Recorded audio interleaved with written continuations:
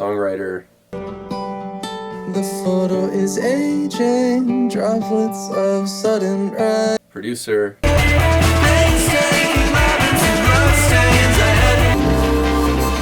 composer,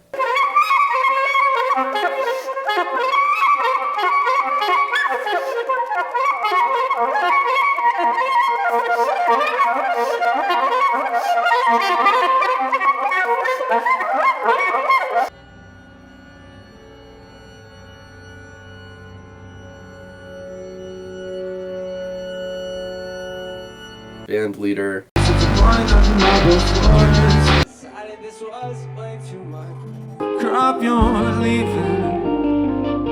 recording studio honcho,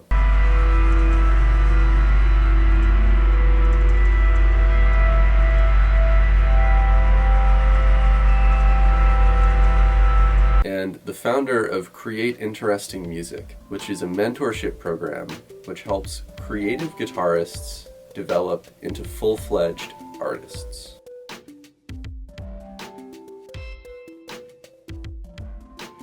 Yeah, the track meaning Sam's track? Yeah. Okay, cool. Yeah, let's do it. Yeah.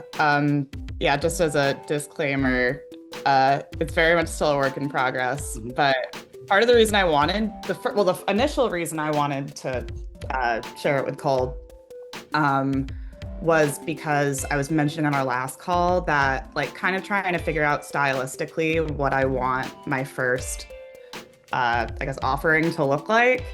And this is the one that's definitely a more like alt pop like departure, because I feel like most of the stuff I'm working on is more in the like kind of dreamy folk like territory, and this is very different. So but at the same time, production wise, I feel like everything we were just talking about before is like that's also kind of a certain direction I wanted to go in, because for the most part, apart from like the electric guitar on it, like the drums and everything on top of that is just purely like MIDI Ableton stuff that initially I put in because I was just trying to figure out more or less the sound I was going for. But now that I'm actually kind of liking the direction it's in, maybe like, oh, maybe I could work with this, but there are certain techniques I could use to like warm it up and to, not make it sound as much, what did you say? Like preschool,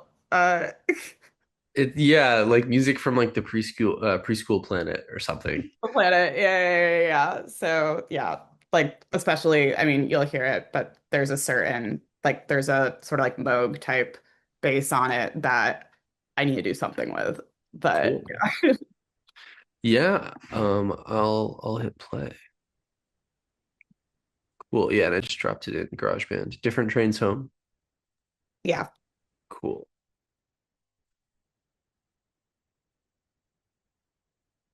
Oh. Oh, I skipped a step. Sometimes if I drag and drop something from text directly to iTunes, it gets super weird. Okay, I'm gonna drag and drop it to my desktop and then into iTunes, and then it will work. Sorry about that.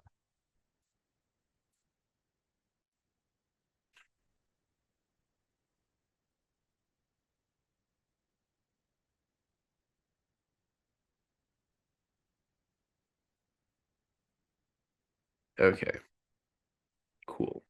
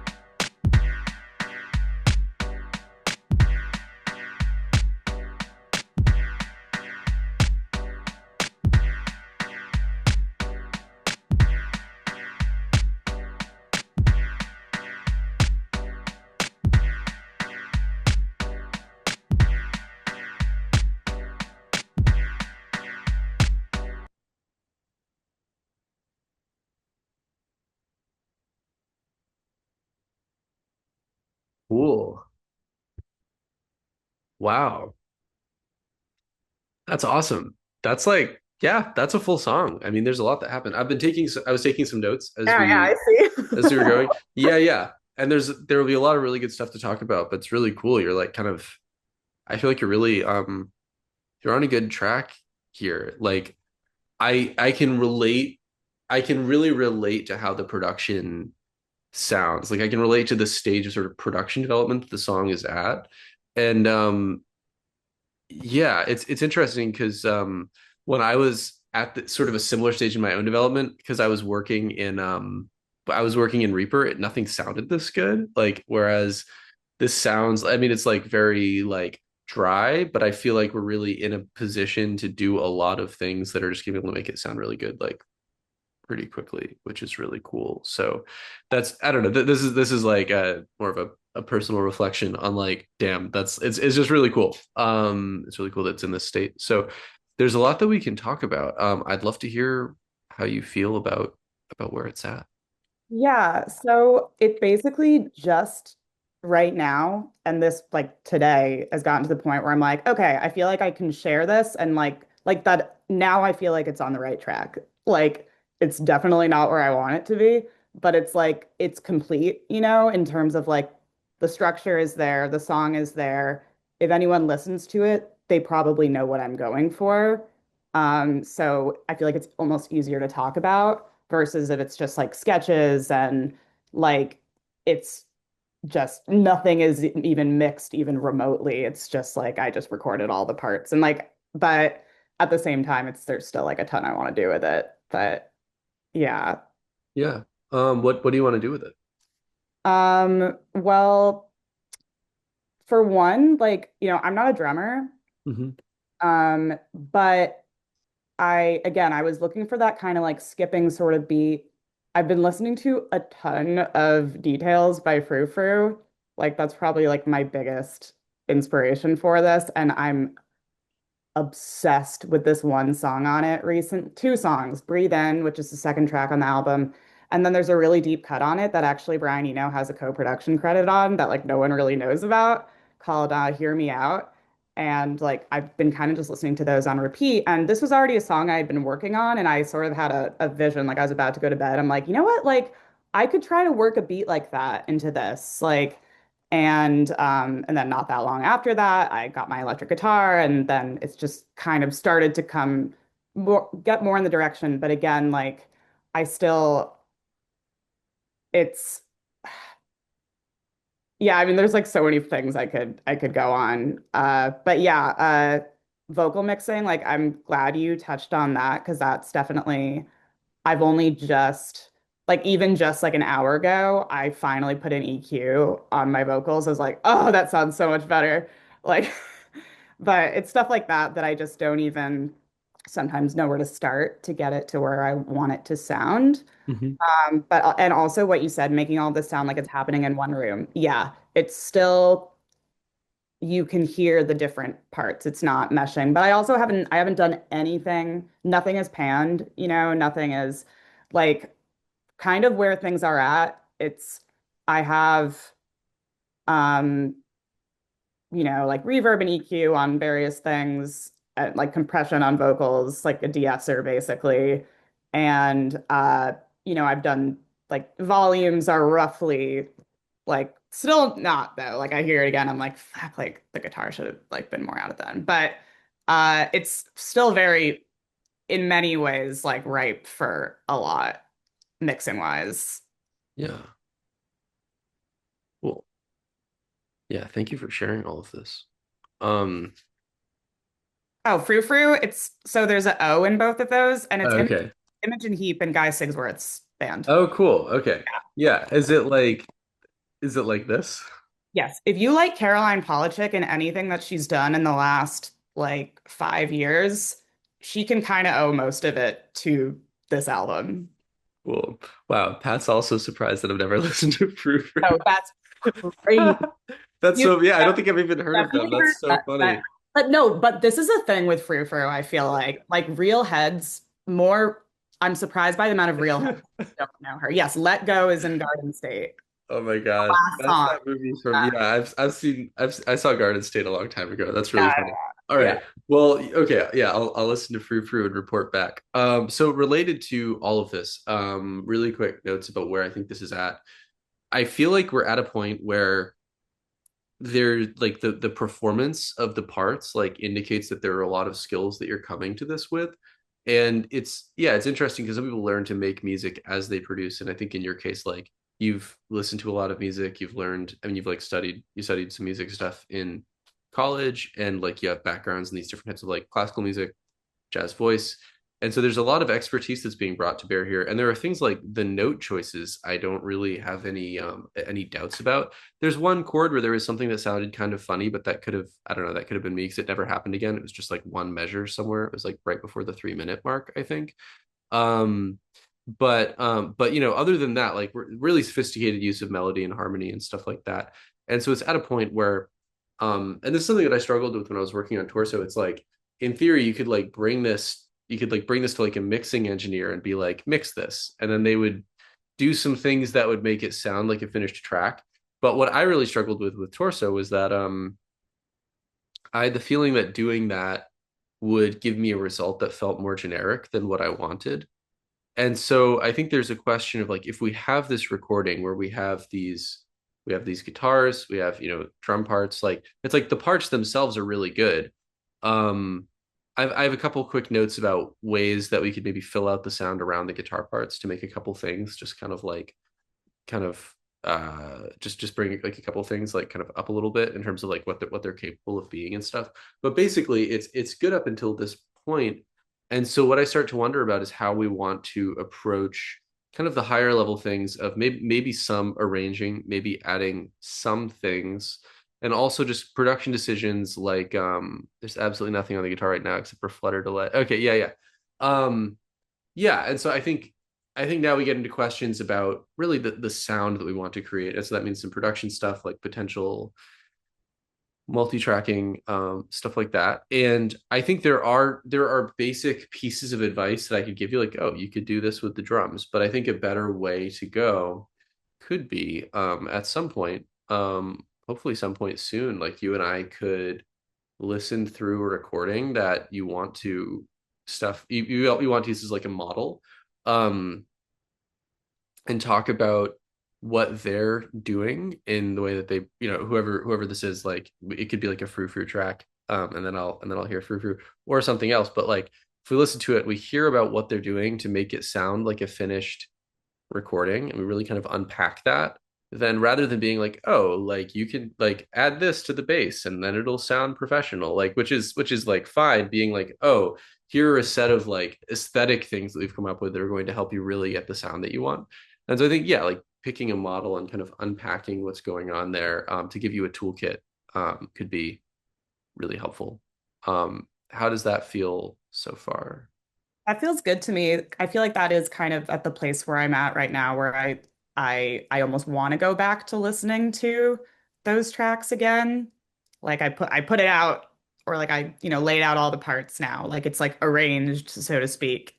And now I kind of want to go back and just figure out what exactly, like sound design wise, was it that I'm going for. And one thing I like already know, like without like just in my brain, is it's interesting because there's part of me that wants the parts to come together more, but there's also something about the sparseness of those like frou-frou tracks where it works, but it's the parts do feel isolated in an interesting way.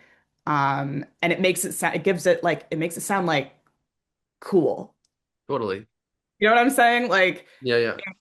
and like it was recorded in like a fucking spaceship or something. Like, so that's where I'm like, oh my God, I don't even know where to start with that. Part of that Yeah. also, talking about this though with UFOF though, part of it also comes from like every part just being like kind of pristine in some way. And that is, I will say with this track, I don't want it to go 100% in that direction because I don't feel like that would be super authentic to me. Because again, I'm not trying to like replicate something. Mhm. But there is something about that that is appealing to me, and I would want to explore more. Totally. Yeah, okay. So just really quick on the note of sparseness in production. I think that yeah, something that I've had to figure out is like if I want simplicity or I want like space or something like that, how to do it in a way that makes it feel like it's executed by somebody who like really knows what they're doing versus like putting things into a DAW that have space or something like that. Because and it'll be really interesting to dig into some of these tracks because I feel like if we do that, we'll be able to hear a lot of things that they're doing that give the feeling of sparseness, but also give the feeling of like a finished recording. And I feel like there are probably a set of very specific things that allow them to achieve that effect while keeping distance between things. And there are I mean, there are some like some things that I'm into that are very sort of like non-naturalistic. I guess like there are like I'm really into Frank Ocean, as I think everybody here knows. And there are some things on the record Blonde where like you'll have like a drum part here, like on the left. And then you'll have like there's one track called like Skyline 2 where there's I think there's like a clarinet that's like maybe on the right or something. And they don't like they're just separate and they're just like happening at the same time. And at the same time, there are all these little things about the sound environment that make it feel like a cohesive recording, even though there's a lot of sort of like maybe like juxtaposition. Like Space. it's almost a little bit collage like where you know, it's like literally in the sense of collage, you're cutting things out from magazines or whatever. And yet, if let's say that we have like a cutout of a tree and a cutout of like I don't know, like a high-heeled shoe or something. I'm just thinking of seeing things that I've seen in collages, and you put them next to each other. Those two things are really different, and yet there's like on the paper, there's like the glossy sheen of the Yeah. magazine Yeah. paper, you know. And so that is something that kind of connects them, but it's not the content. It's something about the nature of like the material that and what it probably will be is like and one place where this actually comes up is in mastering like because in mastering like no matter like actually I heard some of the pre-mastered Kendrick Lamar tracks from the record Damn. There's some Oh video that was wow. like it Wait, was I like want to that. it was some Yeah. YouTube video that was just about the guy who mastered it playing the like the mixes and stuff and the mixes sound a lot like well I mean it's a few steps beyond what we're talking about but the sounds haven't really like all come together yet and then just by throwing on the things that mastering engineers throw onto things which I don't know as much about as I'd like but you just throw on like a little bit of saturation or there was some like stereo stuff that they were doing um and it just makes everything sound like it's in the same place together and so it can be this sort of like varnish that you apply at the end Yeah. also but yeah it'll be interesting yeah, and I feel like the difference between something like that and where this track is right now is probably in a lot of sort of like production and like sound details that you might not have sort of done the sort of like ear training to be able to distinguish quite yet. And it's funny because it's ear training, but it's not like this is a minor seventh. It's like oh, like the bass from 100 to 200 hertz occupies this much stereo space, but beneath 100 hertz, it's dead mono. And just like being able to clock things like that, which are just really, they're really different. That's a like that is like my uh uncharted like when it comes to production. I know so and I'm so happy that like you've brought it up so much in our like whenever we've discussed my tracks because yeah, I don't really know anything about Yeah, it. Like I know when it sounds good and I totally. like I understand what you're saying, but it's more like exactly I don't have as much an ear for it when I'm just, at the computer and trying to figure out what's missing or what I want to work Totally. Yeah, and it is a very like back and forth process. And so like the more you do it, the more you notice, and then that trains your ears to pick things out. But one thing that was very helpful for me was like picking a record and then listening to it like a lot, like over and over and taking notes on everything that I was hearing. And so I mean I did that with like Blonde and Endless in the pandemic. And I learned a lot. And more recently I've done that with some like Tim Hecker records. Words. And yeah, I mean, I've learned a lot, but it's funny because you can only notice things.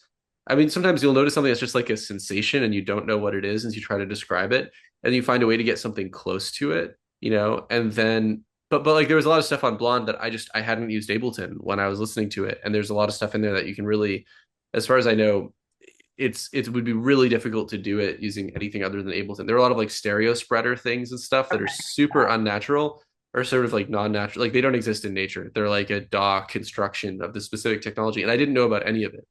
And so the solutions that I found for making a lot of these sounds in Reaper don't really sound, they sound kind of like Blonde, but on the level of like details, it's a completely different way of getting the sound, which is cool because that's creative and it kind of gave me an approach. But it's also interesting as you learn about tools and techniques and stuff, how that will open things up. So basically, just almost like homework there is like pick recordings that you like, album length things are great, and just take notes on the production, like take notes on what you're hearing. And yeah, and the more times that you go through that, the more you'll notice. In particular, things to listen for are like stereo placement, use of reverb, naturalistic and non-naturalistic. And so naturalistic means like you almost don't notice it, but it's like if you listen for like if somebody strums a guitar, can I hear it bouncing off a wall somewhere? Like an actual literal wall. And so like if you listen to like a Bob Dylan record, you at the very least you feel like you're listening to a sound that's in a room because it was literally like mics in a room, you know? Versus like if somebody sings something and there's this like cathedral reverb, you know, but they weren't actually recording in a cathedral, little differences like that. And it's really hard to distinguish. Like I'm not um I've learned a lot by listening to stuff like this, but not that. But there's still so much more to learn. And then also like saturation. Does this sound super clean and digital? Digital. Or does this sound like it was recorded in a nice studio through analog gear and a Neve mixing board? I'm throwing out some terms here, but basically you can really tell like right now, I think the recording that you have sounds like very, very digital. And so the sound is just there. And yeah, there isn't much like saturation or anything like that. Whereas if you listen to a lot of records, like it's like if you were to record an acoustic guitar, like I mean, in the studio that we both use, you just put a mic on the guitar and you strum, and then you compare that recording to, for example, like a Bob Dylan record or something. You could be playing the same part, and the difference between the sound that you're getting and the sound that he's getting has a lot to do with all the preamps and stuff that the guitar was run through. And I'm not that much of an expert on outboard gear, but it's very helpful to even just like know that that exists. And actually, because you're like a Fortet fan, there's like a video where he's talking about how he wants this one album to sound super digital. And he won't like he doesn't want to run it through a desk. Like he wants it to sound like it was made in a DAW. And yeah. And so it'd be interesting to do like kind of like a side by side comparison between. So Yeah, these it's funny because I think I do kind of, oh, sorry, my cat is doing the most ridiculous thing right now.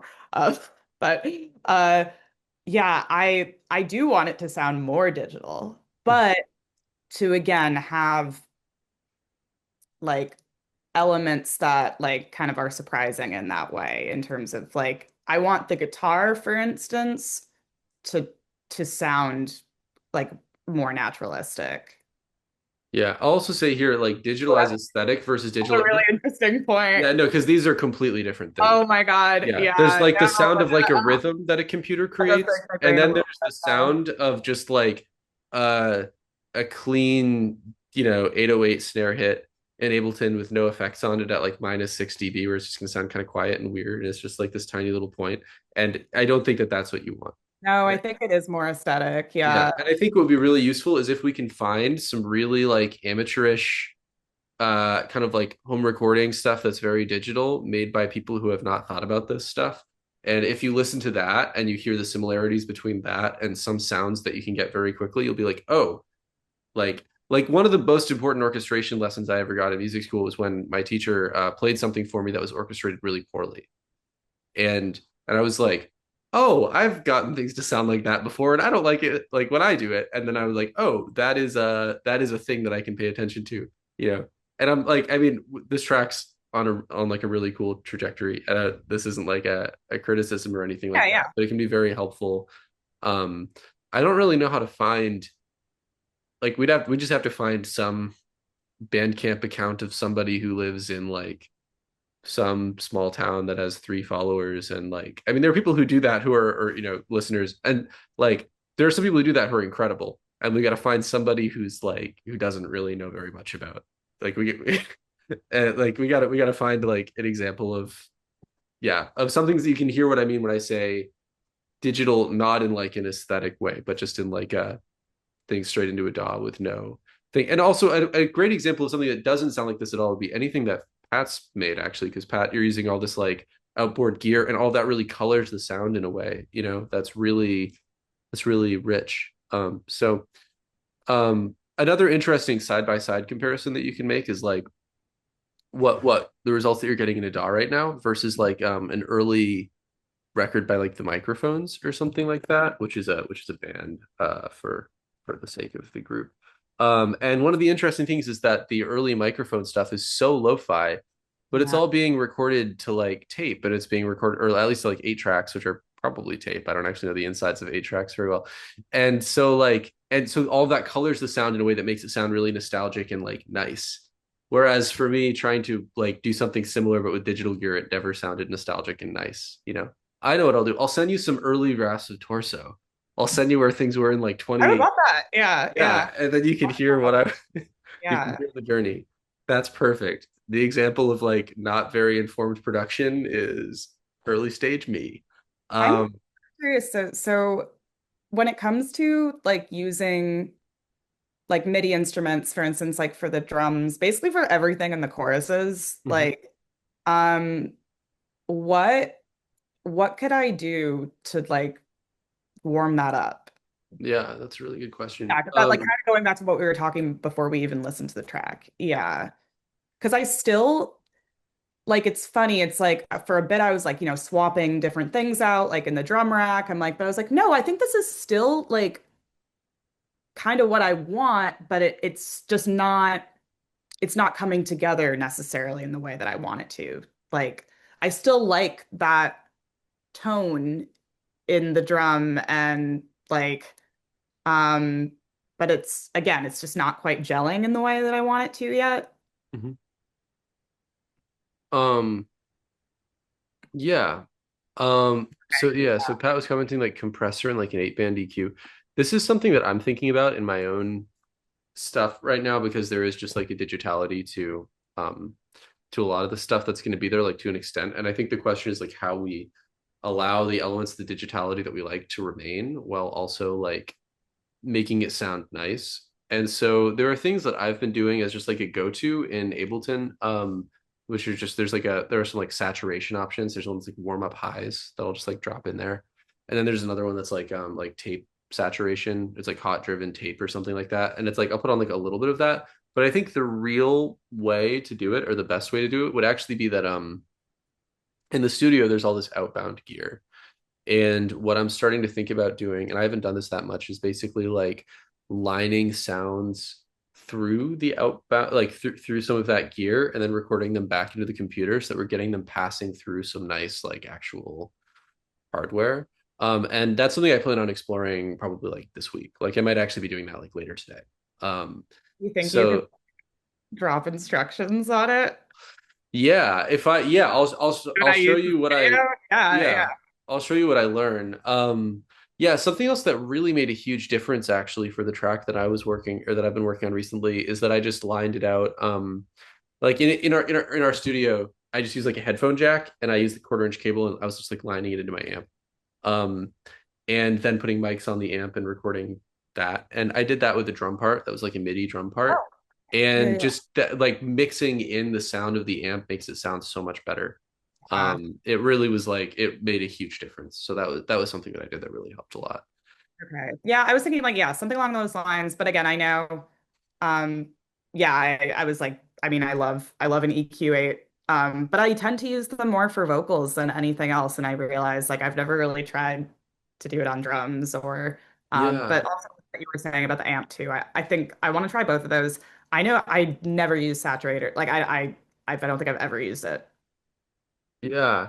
It's a huge unlock. I didn't really know what saturators were for a long time or what saturation was for a long time. I'm also just dropping his quick note here.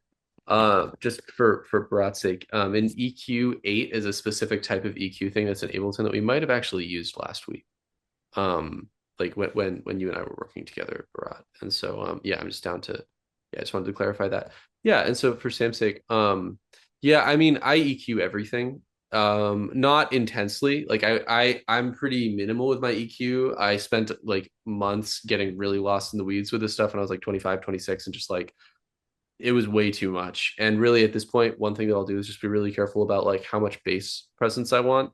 And I'll Yeah. roll off everything below 100 hertz on almost everything that I do.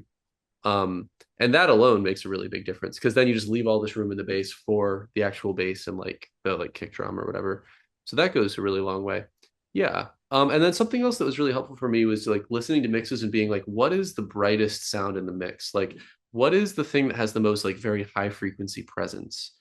And just by having clarity around the lowest thing and the highest thing in the mix, that can go a really yeah, that can go a really long way.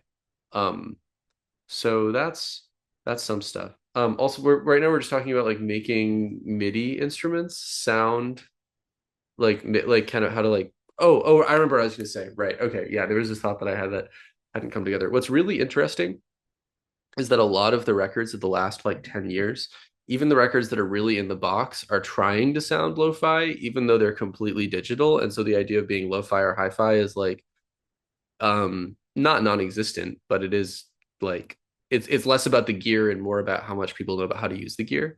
And what's really interesting is that with a lot of the records that we're talking about, like particularly drums are frequently kind of lo-fi sounding, whether it's like well this is one of the really cool things about I think this track and how you're using drums, but it's kind of a thing on the Big Thief records that we talked about the last time that you and I talked, where like yeah, the drums don't have this full frequency presence thing. Like they don't sound like big rock drums where you get the kick, you feel it in your chest, and like the snare sounds gigantic and like the cymbals are super bright. Like oftentimes the drums are like kind of like band passed, which just means that the extreme low frequencies are totally rolled off and the extreme high frequencies are extremely rolled off. And what's really interesting is that if we start band passing drums, we kind of enter into this sound that at this point is just pretty like it's kind of just what like hipster drums sound like. And I'm kind of okay with it. Like I think the important thing is like this is a very philosophical uh way of explaining this, but basically, I dropped this phrase in our chat, which is sort of like a negative like relation. So by negative, I mean like something that says not that, like not this other thing. And so I had this realization about the Talking Heads guitar parts when I was like probably after my first year of music school, where I was realizing how important it is that like on those Talking Heads guitar records or the guitar parts on the Talking Head stuff from the late 70s into the early 80s, they don't sound like Led Zeppelin. Like the guitars are not like gigantic. They're not like trying to convince you of some sort of like power. And the fact that they're not doing that is a really important part of what makes them what they are. And so I feel like in a lot of drum production that has this kind of like bandfast sound, part of it is like they're not trying to overwhelm me with like gigantic stadium rock drums or anything like that. And just the fact that it has that is significant. And so one of the things that I thought was really cool that I mentioned when I was taking notes is like, um, yeah, I said I like the lack of bass in the drum machine part because it's interesting because it means you hear it as a rhythm and you can still hear the kick drum and be like, oh yeah, that's a kick drum. And so you'll kind of feel it, but it's not going to be like boom. It's not going to like hit you in the chest in this intense kind of like bass way. And so it like reduces the kind of physical intensity so you can kind of just like listen and appreciate it more. And this is even a thing I'm like kind of ranting right now too. And I really want to make sure we get to I some wanted to hands-on add Bharat something stuff. Yeah. about add on to what you were saying. I think that is something that I've gathered from like these frou-frou tracks and like other similar things where the bass is like it's a synthier bass in Mhm. terms of the balance. Like it's a synthier bass than what sometimes is like the norm, and like the band pass, as you were saying, drums, which Yeah. gives it this like almost there's this it is a bit uncanny in a way, but in a way that works. And so in this case, like the lower bass frequencies are mostly actually like bass, like the instrument, and then the kick drum is not the lowest instrument in the Yeah. mix. Yeah. Yeah, But then because then totally. it has more of an it has more of an accent versus like being this all-encompassing like driving thing. Yeah. Yeah. Yeah, and that's really interesting too, because that really changes the way that I experience the music. And this is actually, I mean, I don't mean to keep harping on the things that I listen to a lot, but like, this is an interesting thing about Blonde. Very rarely do you get like a really loud kick drum sound. The drums are usually kind of like this. And then actually also, when I saw, like, I was at like the Fortet Festival a couple of weeks ago, and he played a back-to-back set with Skrillex, which I did not, it was not billed. I just looked at it, I was like, oh, that's Skrillex. Like they're doing this stuff. And what's really interesting is that the way that like Fortet yeah, not, yeah, I posted about how that was not on my life bingo card, but I was happy for the experience. What's really interesting is how like Fortet will process the drums or his drums is that they have this much more gentle thing. Like the kicks aren't like super like in your chest, but you can hear it and appreciate it. And one of the things that it does is it kind of tamps down a little bit on sort of like the broiness of the dance music, and it points more towards sort of like an alternative music crowd. And then with Skrillex, it's really just like doom, you know, and it's like, and the crowds, you know, I feel like the types of people that were around me shifted a little bit, like, or something, or I perceived different people um around, and it was, yeah, it's really interesting because just that difference in drum production, to me, it really changes the sort of cultural coding of the music. As opposed to like, yeah, sort of as far as like commercialism and sort of like mass audience, like EDM versus stuff that comes out of smaller spaces or whatever. But it also totally applies to rock, applies to indie rock. So much of the great like indie and punk stuff in the 70s and 80s was very oh, you did use the term cool earlier. Yeah. So much of that stuff has different types of drum production, like that are not these big rock drums. And so that's, yeah, that's a really expressive thing that can do a lot to communicate a lot to a listener very quickly. Yeah. So this is a lot of stuff. I really want to make sure that we get to Bharat here. And also Uh, oh yeah, go ahead. Yeah. Hey, can I jump into the question? So it Oh sounds yeah. like a lot of the ideas that sound that you're taking in the music and code that you're suggesting, because it may even require like a certain sensitivity to listening to stuff and noting down what you think is interesting, so you can have a opinion or a taste in some of this stuff. Yeah. What are some of the things that you would note down when listening to a piece of music to be able to, come up with maybe a palette of tools as you described, or a set of things that can be tweaked in a arrangement later on? Totally. Yeah. So wow, yeah, this is a really great question. It's also kind of a big question. So there's this, I'll just start off by saying that there's this book that like is, it's kind of become this really like big selling book. I had mentioned it to Sam earlier this week, but it's really fantastic. And Bharat, I would totally recommend it to you. It's called The Creative Act by Rick Rubin. Mhm. Um, and Rick Rubin is like one of the all-time great producers and stuff. And it's a book that really kind of made the rounds in sort of like the self-help world and stuff, which I have no bad feelings about at all. Like I'm totally cool with that. But it's just funny because it's like this book by this very like influential musician that's become this sort of like mass market thing, but it's very, very good. And one of the things that he talks about is like for people who want, like for creative people of any sort of, you know, of any discipline, one of the things that you get from just taking in a lot of information, like taking in a lot of music, or for like a filmmaker, like watching a lot of films or something like that, is that you start to cultivate like taste. And so I think taste has to do with just like distinguishing what you prefer and why. And so it's kind of being able to say like, I prefer thing A to thing B, which isn't necessarily a negative judgment on thing B. It's just some way of understanding how to navigate the enormous amount of information that's out there. And so I think the question that I like to the point that I really like to start with is like, um, what do I like about this? Or like what is it, if I try to get specific about what it is about this piece of music that I'm hearing that I really like, or that I really appreciate, like what is that? And often for me, like journaling about it's very useful. So I'll like try to put it into words. And like in a way, words will kind of always fall short. But that's also part of it, is that there's always more to discover and stuff like that. And so for me, using the language is not, it's not like a waste of time or anything like that. Like it's a way to try to understand and learn more. And then I can come back and try to understand and learn more and discover even more, because language will fall short. And so super quick. There was something I saw at some point, somebody posted something that was like this quote that's been attributed to all these musicians, which is that like talking about music is like dancing about architecture. And I commented, yeah, but like I love dancing about architecture. So like why not? why not dance about architecture? And so I really like trying to use language to make sense of music. Also because when we use language to make sense of music, we're trying to use things that mean things, like words mean things, and so we put together words to try to understand what we like. And yeah, it's just a way to get explicit about it. And when the language falls short, you'll try to explain why you like something. You'll be like, no, but there's something else there. And it's a way for me of getting myself to pay more attention. So that's like a really big picture thing. But I think, and Bharat, it would be really cool to do this sometime. We could listen to a song that you like and just kind of do like a structured session where I could just like ask you about what you're getting from it. And we'd probably be able to learn a lot.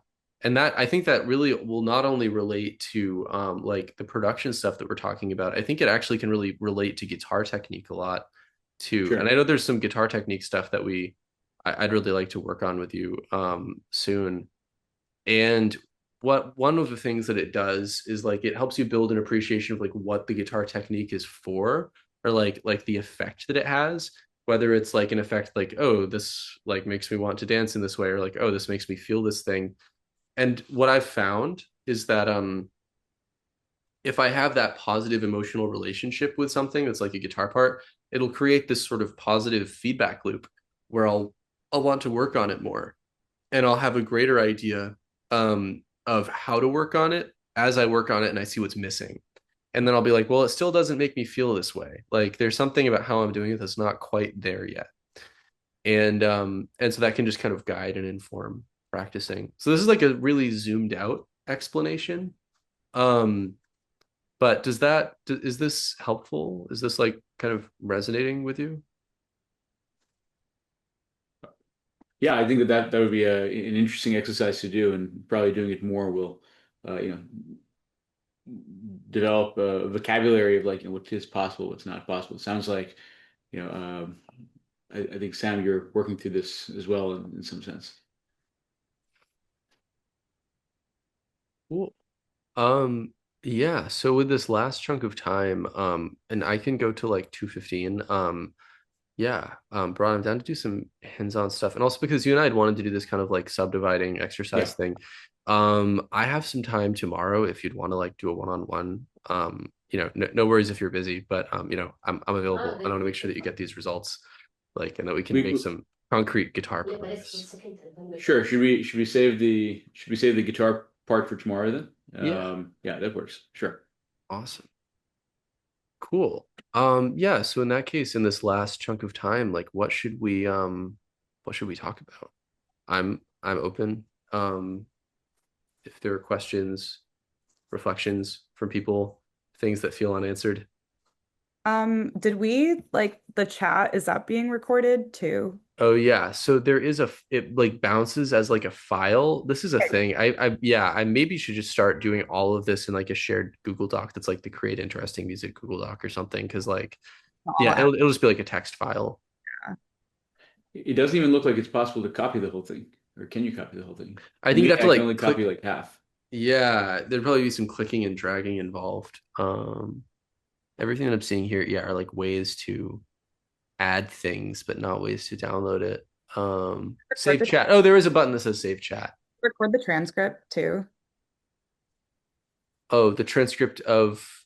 like what we're talking about. Oh, yeah, yeah. I'm recording this conversation. Oh, okay, cool. Yeah, Yeah, yeah, yeah. And so the whole thing will be on it'll be on the school page, great. the Yeah, school I group. find like I have a hard time taking notes while these types of discussions are going on because I Mhm. feel like it actually detracts from like me really getting it. Totally. Yeah, yeah.